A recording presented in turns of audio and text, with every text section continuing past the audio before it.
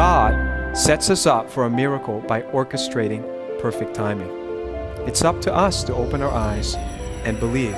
Gill Broussard has made a very bold prediction that Planet X's next flyby will be at Passover 2016. And he's actually calculated all of its orbit and given all these dates. And he's as deeply studied and researched in this area as anybody I know. So I just put that up there, and time will tell if he's right. He bases this on an average orbit of about 320 to 330 years per revolution of Planet X. And he predicts actually very boldly that on the 23rd of March 2016, we will have a close flyby of Planet X.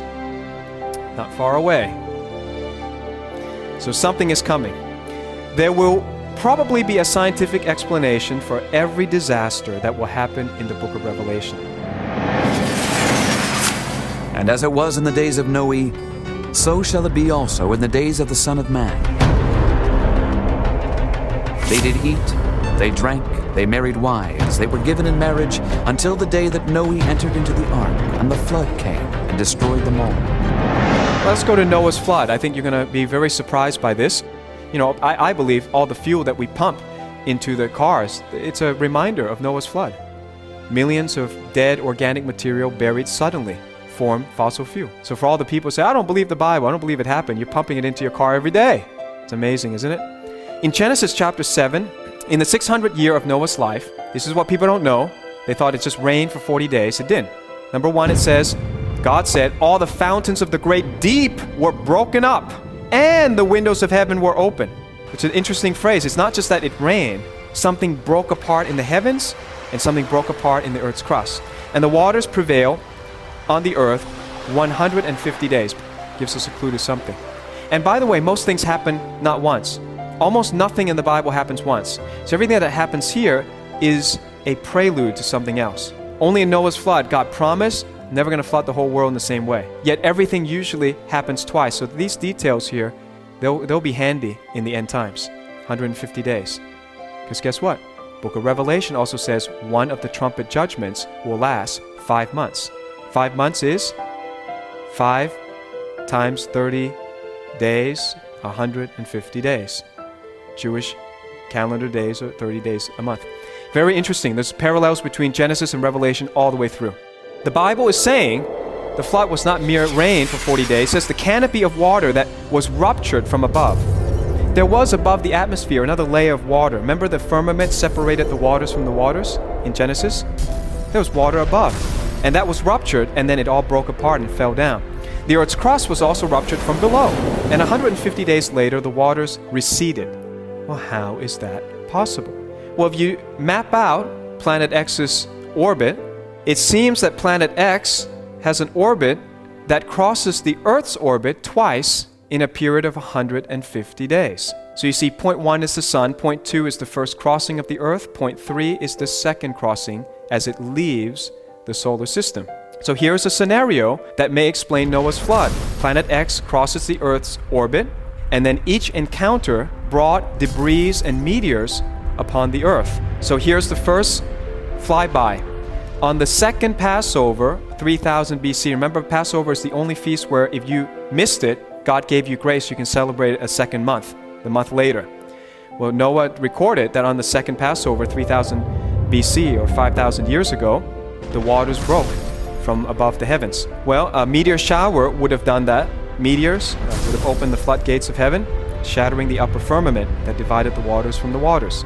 Then, 5 months later, it makes a revolution around the sun, comes back, the earth happens to meet on this occasion the debris of Planet X once again as it exits the solar system and the Earth's orbit. And so this is probably what happened. 150 days later, a second flyby of Planet X drags a 110-mile wide asteroid into a collision course with Earth. And there's a reason why we have quite an exact figure on the size of this asteroid or this meteor, but we have to say asteroid because it's so big.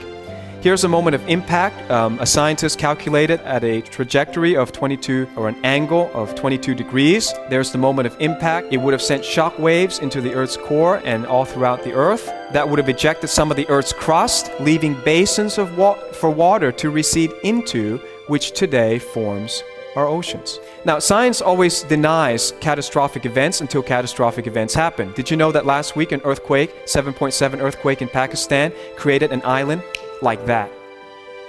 If you don't know, just go on the news and see it. They always say over millions and millions and millions of years, and yet on the news, turn it on, boom, an island just got created. In the same way, something suddenly happened and the waters then receded. Something scientific, something explainable had to have happened. A 110-mile diameter meteor or asteroid would have impacted the Earth. Planet X gravitational electric influence would explain the start of Noah's flood. The canopy broke. The end of the flood.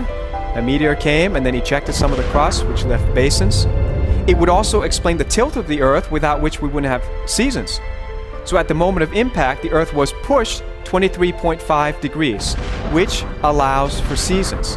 I always believe in the beginning, there was no rain in the beginning and there were no seasons in the beginning. Why do we have seasons? Because this impact at Noah's flood tilted the Earth. Now we got seasons, winter, summer, and all that.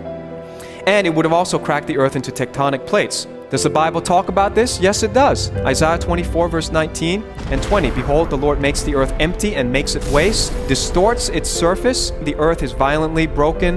The earth is split open. The earth is shaken exceedingly. The earth shall reel to and fro like a drunkard and totter like a hunt.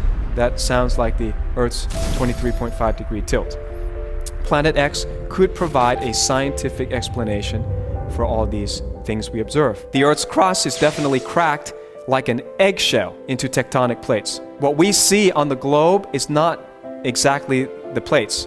Underneath, they're all cracked. Now, one problem a scientist had with this was that if such a large impact had occurred, the amount of heat that would have been generated would have wiped out all life. That's just the physics of it. And so this person who didn't believe the Bible challenged this other scientist who believes the Bible and says, well, you got a heat problem. It's just impossible that this happened 5,000 years ago. He says, well, how about this? What if the entire surface of the planet was covered in water? Isn't water a perfect conductor of heat? Would have absorbed all the heat. In fact, I saw on the news today, global warming scientists, because they're having a real hard time now explaining global warming. They're saying, oh, well, the ocean is such a good conductor of heat. Global warming is happening. We are responsible, but the oceans have absorbed all the heat. The miracle was the perfect timing. He says, get in the ark. The meteor shower came. Planet X could have passed by. Maybe that's the gravitational force that pushed all these meteors in Noah's way.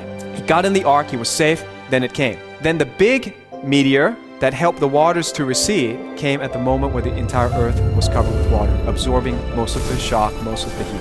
Amazing? God is amazing. His miracles usually involve perfect timing. Now, the question remains, is there any evidence of such an impact? Well, I'm going to show you something that you will never forget. Most truths are staring at us in the face. It's right in front of our eyes, but we don't know it's there until somebody points it out to us. So I'm going to point it out to you, the evidence of this impact. It's called the Gulf of Mexico. This is a perfect circular crater left by an impact of an asteroid. Does that look like a perfect circle to you? Pretty much for geography. Compare that to the Arizona crater, which is 0.7 mile wide. The Gulf of Mexico's crater is 1,100 miles wide, and we usually calculate that a meteor is 10% the size of the impact crater. That's why we have quite a good idea of how big this thing was that came at the end of Noah's flood, or as the waters receded. What's interesting is if we take pictures subterranean, sub-ocean pictures, we also can see there's a visible landslide under the ocean. Can you see that? At the top of the circle, the land slid into the ocean in the distant past. If this has happened before, this area from Houston to Louisiana to New Orleans is a high-risk area for collapse a second time if there was another Planet X pass by. So Houston to New Orleans could be unstable. Also, you know that oil and gas are found in abundance in this area because plant life was buried suddenly by a previous landslide. So 70 to 80% of America's domestic oil and gas flows through the pipelines of this high-risk zone. Now, the shock waves were sent around the world. Is there any evidence of that? Sure there is. It caused an uplift on the other side of the planet. It's called the Himalayan mountain range. Take a look at it. It's a perfect curve. It's the same curve as the Gulf of Mexico, sent to the other side. In other words, Himalayans were formed in a matter of seconds. Number two, It also means the highest peaks of the Himalayas did not exist at the time of Noah's flood. So a lot of people like to argue and say, well, how much would it have to rain to reach all the way to the top of Mount Everest? Well, excuse me, there was no Mount Everest. Amazing.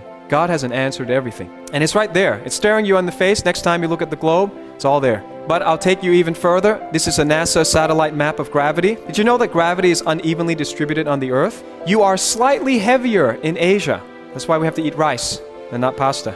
You're slightly heavier in Asia because the land density is greater.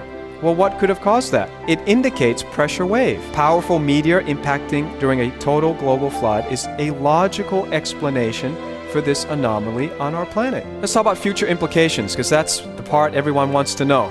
What does this matter to me? Revelation is a timeline. Revelation indicates that worse things will happen during the 7-year tribulation. I think that's pretty scary, don't you think? So we don't want to be there for that. We want to believe Jesus now. We want to accept the Savior now. He's giving us warning through all of this prophecy and science. You don't want to be here for this. And there came out of the smoke locusts upon the earth, and unto them was given power, as the scorpions of the earth have power.